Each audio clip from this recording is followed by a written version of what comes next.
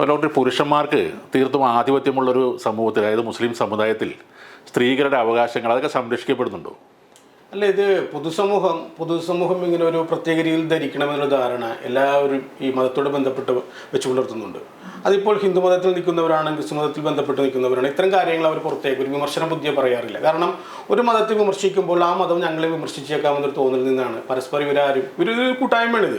പിന്നീട് വരുന്ന ചെറിയൊരു വിഭാഗം മാത്രമേ ഉള്ളൂ ഈ രീതിയിൽ ചിന്തിക്കുന്ന, അല്ലെങ്കിൽ ഈ ജനാധിപത്യ മര്യാദകളോട് ബന്ധപ്പെട്ട് ഇത്തരം ആശയങ്ങൾ വെച്ച് പുലർത്തിക്കൊണ്ട് ഇത്തരം ചോദ്യങ്ങൾ ചോദിക്കാൻ തയ്യാറാവുന്നത്. ഒരിക്കലും മതത്തിൻ്റെ ഉള്ളിൽ സ്ത്രീകളൊന്നും സുരക്ഷിതരല്ല. നമുക്കറിയാം, ഇപ്പോൾ ഇന്ത്യയിൽ തന്നെ സംഭവിച്ച ഒരു കാര്യം ഞാൻ പറയുകയാണ്. ഇമ്രാന എന്ന് പറയുന്ന ഒരു പെൺകുട്ടിയെ, ആ സ്ത്രീക്ക് 3 മക്കളുണ്ട്, ഭർത്താവുമുണ്ട്. ഒരു സമയത്ത് ഇമ്രാനയെ ഈ ഭർത്താവിൻ്റെ പിതാവ് ബലാത്സംഗം ചെയ്യുകയാണ്. അപ്പോൾ ഇന്ത്യയിലെ ശരീഅത്ത് നിയമങ്ങളോട് ബന്ധപ്പെട്ട് വരുന്ന ഈ പുരുഷ കേസരികൾ നിയന്ത്രിക്കുന്ന ഈ മത നിയമം അത് പറഞ്ഞെന്ന് പറയുന്നുണ്ടെങ്കിൽ, ബലാത്സംഗം ചെയ്ത ഈ ഭർത്താവിൻ്റെ പിതാവിനെ ഭർത്താവായി സ്വീകരിച്ച് ഭർത്താവ് ഉൾപ്പെടെ 4 കുട്ടികളുടെ അമ്മയായിട്ട് നിൽക്കാനാണ് ഒരു നിയമമാണ് പറഞ്ഞത്. ഇന്ത്യയിൽ സംഭവിച്ചതാണ്.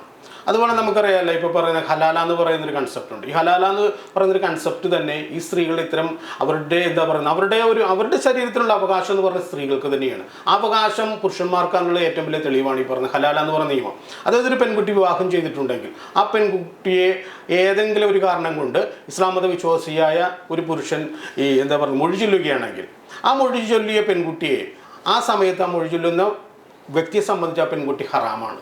അതായത് അയാൾക്ക് ഒരിക്കലും പിന്നീട് ആ പെൺകുട്ടിയുമായി ജീവിക്കാൻ പറ്റില്ല. അതായത് മൊഴി പ്രാവർത്തികമാക്കപ്പെട്ടിട്ടുണ്ടെങ്കിൽ ആ പെൺകുട്ടിയെ സംബന്ധിച്ച് ഈ പുരുഷന് ഒരിക്കലും പ്രാപിക്കാനോ പിന്നീട് ജീവിക്കാനോ പറ്റില്ല. കാരണം അതൊരു ഹറാമായ പെൺകുട്ടിയാണ്. അപ്പോൾ ഈ ഹറാമെന്ന് പറയുമ്പോൾ ഇസ്ലാം മത വിശ്വാസത്തിൻ്റെ ഒരു കാഴ്ചപ്പാടാണ്. ഹറാമെന്ന് ഇസ്ലാം മത വിശ്വാസികളെ സംബന്ധിച്ച് ഹറാമായിട്ടുള്ളൊരു കാര്യം, ഇപ്പോൾ പന്നി എന്ന് പറയുന്നത് ഹറാമാണ്, മദ്യം ഹറാമാണ്. അത് വിശ്വാസികളെ സംബന്ധിച്ച് എല്ലാവർക്കും ഹറാമാണ്. പക്ഷേ പെൺകുട്ടി ഈ ഭർത്താവിന് മാത്രമാണ് ഇവിടെ ഹറാമാവുന്നത്.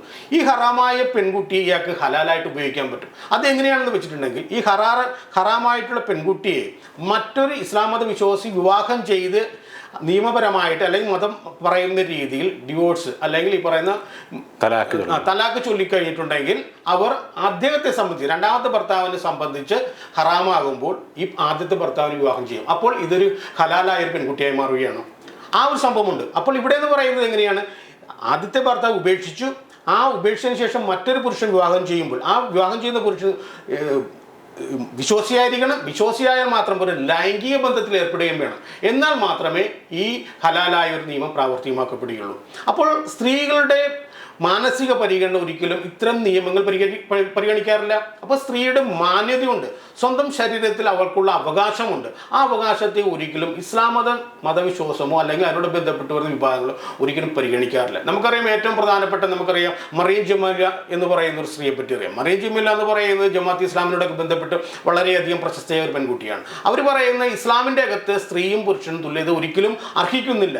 ജന്മനാ സ്ത്രീയും പുരുഷനും 2 തട്ടിലാണെന്നാണ് പറയുന്നത്. അപ്പോൾ ഇങ്ങനെയുള്ള സ്ത്രീവാദികളുമുണ്ട്. ഇവരെ സംബന്ധിച്ച് ഇവരുടേതായിട്ടുള്ള അഭിപ്രായങ്ങളാണ് ഈ പുരുഷ വിഭാഗങ്ങളെല്ലാം മുൻപന്തിയിലേക്ക് കൊണ്ടുവരുന്നത്. കാരണം സ്ത്രീകളെ സംബന്ധിച്ച് ഇസ്ലാം മതത്തിനകത്ത് നിൽക്കുന്ന ഇത്തരം ഈ പ്രശ്നങ്ങൾക്ക് ഒരിക്കലും കാഴ്ചപ്പാടുകൾ സമൂഹത്തിൽ നിന്നും ഉണ്ടാകുന്നൊരു കാഴ്ചപ്പാട് ഇവരെ പ്രദർശിപ്പിച്ചുകൊണ്ട് സ്ഥാപിച്ചെടുക്കുന്നുണ്ട്.